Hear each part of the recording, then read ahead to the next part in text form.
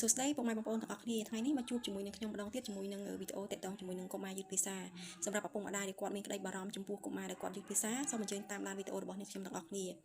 សម្រាប់កុមារដែលគាត់យឺតភាសាបងប្អូនអាចតាមដាន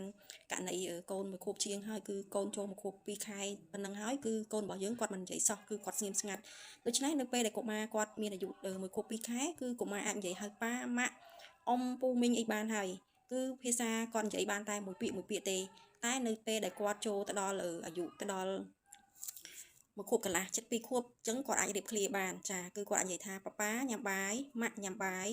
ឬក៏ប៉ាប៉ាទៅណាម៉ាក់ទៅណាអញ្ចឹងណាហើយបើសិនជាបងប្អូនមានក្តីបារម្ភពីកុមារយឺតភាសាបងប្អូនអាចតាមដានវីដេអូនេះខ្ញុំដល់ចប់ទៅដូច្នេះគឺខ្ញុំចង់និយាយថាចំណែកកុមារយឺតភាសានិងកុមារដែលគាត់មានជំងឺអូទីសឹមគឺខុសគ្នាសម្រាប់កុមារយឺតភាសាគឺគាត់គ្រាន់តែយឺតនៃការនិយាយហើយអ្វីៗផ្សេងទៀតគឺគាត់យល់ពីយើងទាំងអស់ដូចជាការនិយាយរបស់គាត់គឺគាត់អាចឆ្លើយតបមកយើងបាននៅពេលដែលយើងនិយាយជាមួយគាត់គឺគាត់យល់ទាំងអស់នៅអ្វីយើងនិយាយឧទាហរណ៍ថាបងប្អូនប្រើគាត់ឲ្យយកទឹកខាងម៉ាក់ស្រីទឹកអូនទៅយកទឹកឲ្យម៉ាក់ញ៉ាំផងអញ្ចឹងគាត់អាចទៅយកទឹកឲ្យយើងបានហើយពេលដែលយើងនិយាយជាមួយគាត់អ្វីទាំងអស់គឺគាត់អាចប្រស្រ័យតាក់ទងជាមួយយើងបានប៉ុន្តែគ្រាន់ថាគាត់មិនអាចនិយាយបានជាមួយនឹងយើងគាត់មិនដឹងថាឆ្លើយតបយ៉ាងម៉េចហើយសម្រាប់ដែលក្មេងដែលគាត់មានជំងឺអូទីសឹមនេះវិញ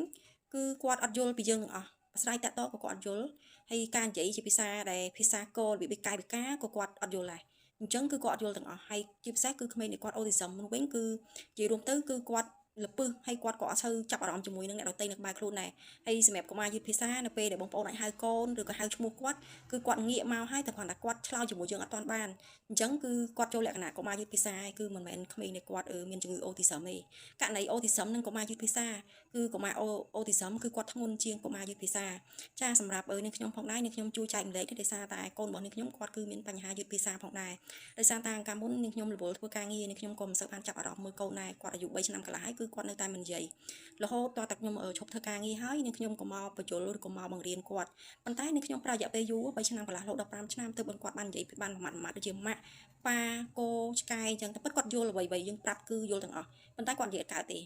លុះត្រាតែនាងខ្ញុំបញ្យលគាត់បង្រៀនគាត់រហូតដល់ឥឡូវដូចនាងខ្ញុំបានផុសវីដេអូមុនដែរវីដេអូបង្រៀនកុមារយឺតភាសាកន្លងមកបងប្អូនអាចមើលវីដេអូរបស់នាងខ្ញុំចាស់បានថានាងខ្ញុំបានបង្រៀនកុមារយឺតភាសានឹងយ៉ាងម៉េចថាឲ្យគាត់រៀនធ្វើយ៉ាងម៉េចឲ្យគាត់ឆាប់ចេះនិយាយហើយឲ្យគាត់អាចឆ្លើយតបជាមួយយើងបានហើយឥឡូវនេះកូនរបស់នាងខ្ញុំក៏បានប្រសើរហើយគាត់ចិត្តឡើងដល់ថ្នាក់ទី3ដែរហើយដោយសារតែការខិតខំហើយសូមឲ្យប៉ាម៉ាក់ទាំងអស់គ្នាកុំអស់សង្ឃឹមប៉ាម៉ាក់ទាំងអស់គ្នាក៏អាចបង្រៀនកូនដោយមួយរហូតដល់1ឆ្នាំ2ឆ្នាំ3ឆ្នាំ4ឆ្នាំប៉ាម៉ាក់នឹងឃើញកូនរបស់ប៉ាម៉ាក់នឹងប្លែកព្រោះថាកុមារយឺតភាសាគឺទាមទារពេលវេលានៅពេលដែលយើងនិយាយជាមួយគាត់ហើយប៉ាម៉ាក់អាចយករឿងនិទានសារអានឲ្យគាត់ស្ដាប់ហើយពួកយើង